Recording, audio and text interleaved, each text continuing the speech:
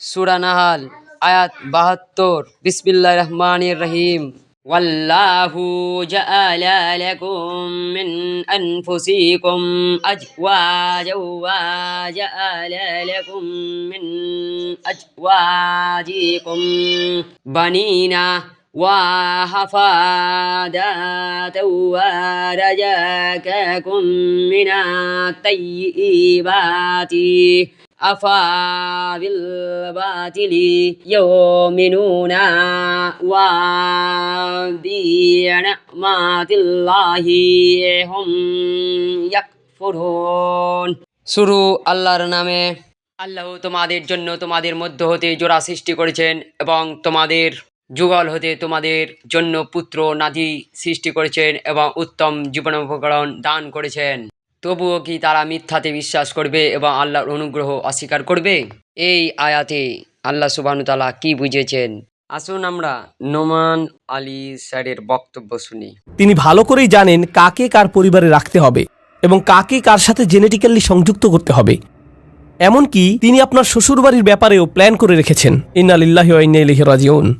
এর জন্যও তিনিই পরিকল্পনা করে থাকেন। এখন সব কিছুকে একটা বড় পরীক্ষা মনে হতে পারে, কিন্তু আমি যদি নির্দিষ্ট একটি দৃষ্টিকোণ থেকে আয়াতটি নিয়ে চিন্তা করি, আমাকে এখানে আশীর্বাদ খুঁজে পেতে হবে। আমি এখানে আশীর্বাদ খুঁজে পাবো না যদি আমি সবকিছুকে উদ্দেশ্যপূর্ণ দৃষ্টিতে না দেখি। সম্ভবত এই ঝগড়ার পেছনের উদ্দেশ্য আমাকে খুঁজে বের করতে হবে এবং সঠিক কাজটি করতে হবে, সঠিক কথাগুলো বলতে হবে যেন এই বিরোধের নিষ্পত্তি হয়। আল্লাহ এমন মানুষদের নিয়ে কথা বলেছেন যারা সত্যিই তাকে বিশ্বাস করে। তিনি তাদের সম্পর্কেও বলেন যারা বিপরীতে ফাসাদ তৈরি করে। তিনি বলেন ওয়ায়াকতাউনা মা আমারাল্লাহু বিহি আন ইউসাল ওয়া ইফসিদুনা ফিল আরদ। তারা ছিন্ন করে ফেলে আল্লাহ যা অবিচ্ছিন্ন রাখার নির্দেশ দিয়েছেন। পারিবারিক বন্ধনগুলো অটুট রাখা সত্যিই কঠিন। স্বামী স্ত্রীর সম্পর্ক মজবুত রাখা কঠিন।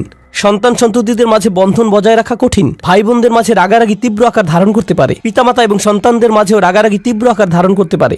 আপনার নিজের পরিবার এবং শ্বশুরবাড়ির মাঝে মতবিরোধ প্রচণ্ড খারাপ হয়ে পড়তে পারে। ওইগুলো ছোটখাটো মতবিরোধ নয়, কিন্তু এই সকল মতবিরোধের প্রতি আমি যদি উদ্দেশ্যপূর্ণ দৃষ্টিতে তাকাই, জানেন আমি কি করব? আমি কোনো না কোনোভাবে এটাকে আশীর্বাদে পরিণত করব। আমি এই ঝগড়া সমাধানের একটা উপায় খুঁজে বের করব। আমি এই নিয়ে আলোচনা চালিয়ে যাওয়ার একটা উপায় খুঁজে বের করব। আল্লাহ আমাদের নবীদেরকে এমন সব কঠিন পরিস্থিতিতে ফেলেন, কিন্তু তবুও তারা এতে আল্লাহর নেয়ামত খুঁজে পান, কারণ তারা সব কিছুর দিকে উদ্দেশ্যপূর্ণ দৃষ্টিতে তাকান। তো এটাই আমাদের প্রথম শিক্ষা, আফা বিনি'মাতিল্লাহি হুম ইয়াকফুরুন থেকে।